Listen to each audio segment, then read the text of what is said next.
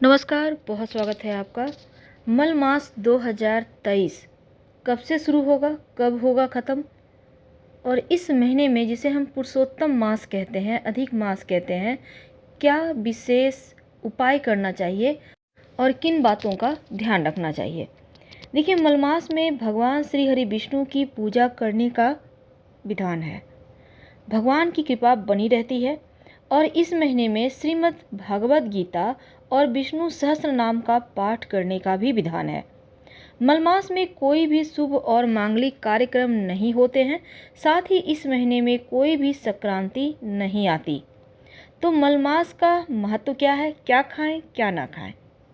इस बार 2023 में मलमास अधिक मास 18 जुलाई से शुरू हो रहा है और 16 अगस्त को इसका समापन होगा। सावन के महीने में मलमास लगने की वजह से अब की बार 2 सावन का महीना मनाया जाएगा और मलमास का हिंदू धर्म में विशेष महत्व है, क्योंकि इस महीने में की गई पूजा अर्चना का फल अधिक मिलता है और मोक्ष की प्राप्ति होती है। मलमास को पुरुषोत्तम महीना भी मास भी कहा जाता है, क्योंकि इस महीने के स्वामी स्वयं सृष्टि के संचालक श्री हरि विष्णु हैं। ज्योतिष शास्त्र में मलमास का महत्व भी है और खान पान को लेकर सावधानी भी कही गई है। आयुर्वेद में भी मलमास के महीने में कुछ खास चीज़ों का सेवन नहीं करने का विधान है। तो मलमास या अधिक मास में क्या खाएं क्या ना खाएं। सबसे पहले जानते हैं महत्व। जब देवताओं और मनुष्यों मलमास या अधिक मास को जब देवता और मनुष्य दोनों ही नकार दिए, तब इस अपमान से दुखी होकर मलमास भगवान विष्णु के पास पहुंचा। अपनी व्यथा सुनाई। मलमास ने कहा कि मेरी हर जगह निंदा हो रही है और किसी भी कार्य के लिए स्वीकार नहीं किया जा रहा है। साथ ही कोई भी स्वामी नहीं बनना चाहता है मेरा। मलमास की बात सुनकर भगवान विष्णु ने कहा कि आज से मैं तुम्हारा स्वामी हूँ और मैं तुमको स्वीकार करता हूँ। मलमास का स्वामी होने की वजह से अब कोई भी तुम्हारी निंदा नहीं करेगा। इसलिए इस मास में भगवान विष्णु की पूजा अर्चना करने से भगवान का आशीर्वाद प्राप्त होता है और अक्षय पुण्य मिलता है। मलमास इस बार चूंकि सावन के महीने में लग रहा है, इस वजह से ये सावन 58 यानी 58 दिनों का होगा। सावन के स्वामी भगवान शिव हैं, जिनको हर के नाम से जाना जाता है, और मलमास या अधिक मास के स्वामी भगवान विष्णु हैं, जिनको श्री हरि के नाम से जाना जाता है। इसलिए इस बार मलमास में पूजा अर्चना ध्यान करने से हरि और हर की कृपा मिलेगी। मलमास या पुरुषोत्तम मास 3 साल की तिथियों से मिलकर बनता है, इसीलिए इसे अधिक मास भी कहते हैं। तो सावन में अधिक मास या मलमास 19 वर्षों के बाद लग रहा है। क्या खाएं मलमास में।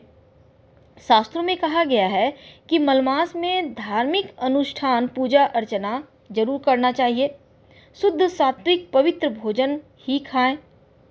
पूजा पाठ के समय कोई समस्या ना हो और मलमास में केवल एक समय भोजन करने का शास्त्र में विधान है। तो अधिक मास के भोजन में तिल, चना, मूंगफली, चावल, मटर, बथुआ, ककड़ी, आम, पीपल, जीरा, सुपारी, सेंधा नमक, कटहल, गेहूं, सफ़ेद धान, मूंग, घी, धनिया, मिर्च, खीरा, इन चीज़ों का सेवन आप कर सकते हैं। अधिक मास या मलमास से बहुत से लोग पूरे महीने उपवास करते हैं और नियमों का भी पालन करते हैं। कुछ लोग मुख्य तिथि पर ही उपवास करते हैं। उपवास करने वाले भी 2 तरह का भोजन करते हैं। एक वो होते हैं जो फल ग्रहण करते हैं और दूसरा जो सात्विक और शुद्ध भोजन ग्रहण करते हैं। लेकिन मलमास में क्या नहीं खाना चाहिए। देखिए, मलमास में लहसुन, प्याज, मांस, मदिरा, अंडा, नशा यानी कि शराब, मछली, बासी भोजन, शहद, चावल का माड़, चावल तो खा सकते हैं मगर उसका माड़ नहीं खा सकते। मूंग की दाल आप नहीं खा सकते, आप हरी मूंग खा सकते हैं। मसूर की दाल, उड़द की दाल, साग, सब्जी यानी हरी पत्ती वाली साग नहीं खाना। तिल का तेल और राई नहीं खाना है। गोभी, फूल गोभी, पत्ता गोभी दोनों ही नहीं खाना है। इन चीज़ों को आप ना खाएं तो उत्तम है, क्योंकि मलमास का महीना बहुत खास माना जाता है। इसलिए इस महीने में इन चीज़ों का प्रयोग नहीं करना चाहिए। क्योंकि अनुष्ठान पूजन करने का महीना है, तो सात्विक भोजन करें, शुद्ध है। इस महीने में कुछ खास वस्तु का दान करने का भी विधान है। यानी कि पूरे जो 30 दिन का महीना है, 30 दिन में हर दिन अलग अलग चीज़ें दान की जाती है। प्रतिपदा तिथि यानी कि जैसे ही मास शुरू होगा, पहला दिन आप घी चांदी के पात्र में रखकर दान कर सकते हैं। द्वितीय तिथि को कांसे के बर्तन में सोना दान करने का विधान है। तृतीय तिथि को चना या चने की दाल दान करना चाहिए। चतुर्थी तिथि के दिन खारक का दान करना लाभकारी होता है। पंचमी तिथि के दिन गुड़ का दान कर सकते हैं या फिर तुअर की दाल का दान कर सकते हैं। षष्ठी तिथि के दिन अष्टगंध का दान करने का विधान है और सप्तमी अष्टमी तिथि के दिन रक्त चंदन का दान करना चाहिए। नौमी तिथि के दिन केसर का दान करें।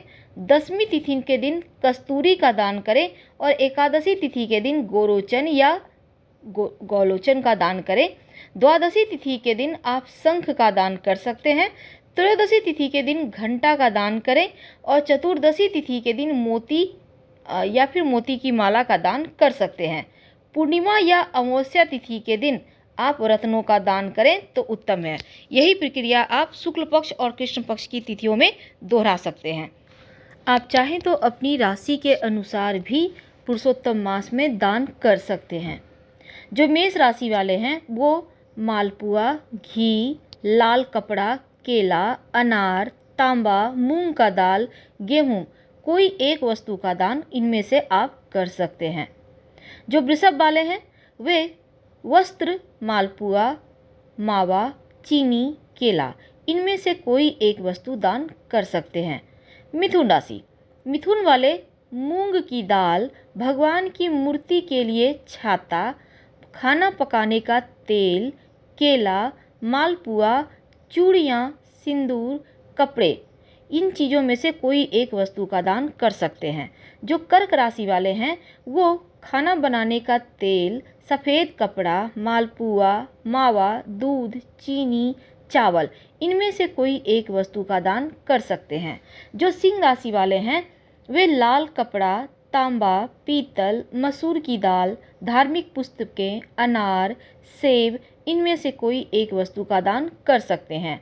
जो कन्या राशि वाले हैं वो गौशाला में मूंग दाल और खाना पकाने का तेल, केला, सेब, पैसे, हरी घास, कुछ भी इनमें से आप दान कर सकते हैं। याद रखिए आपको गौशाला में दान करना है और कुछ चीज़ें आप निर्धन को भी कर सकते हैं। जो तुला राशि वाले हैं वे सफ़ेद कपड़ा, मालपुआ, चीनी, चावल, केला, इनमें से कोई एक वस्तु दान कर सकते हैं। जो वृश्चिक राशि वाले हैं, वृश्चिक राशि वाले आप घी, लाल कपड़ा, अनार, मौसमी फल, मूंग दाल, गेहूं, तांबा, इनमें से कोई एक वस्तु दान कर सकते हैं। जो धनु वाले हैं वे पीला कपड़ा, चना दाल, लकड़ी का सामान, घी, तिल या तेल, अनाज, दूध, इनमें से कोई एक वस्तु दान कर सकते हैं। मकर और कुंभ राशि जो कि दोनों ही शनिदेव की राशि है, आप खाना बनाने का तेल, दवाइयाँ, ब्लू रंग का कपड़ा यानी नीला कपड़ा, केला, लोहा या मौसमी फल, आप कोई भी एक चीज़ दान कर सकते हैं। मीन वालों आप पीला कपड़ा, चना दाल, घी, दूध से बनी मिठाई, पढ़ाई लिखाई से जुड़ी सामग्री, इनमें से कोई एक वस्तु का दान कर सकते हैं। तो हम आपसे विदा लेते हैं। जानकारी अच्छी लगे तब लाइक कर सब्सक्राइब करें, अपनों से शेयर करें, कमेंट करें। धन्यवाद। हम फिर मिलेंगे।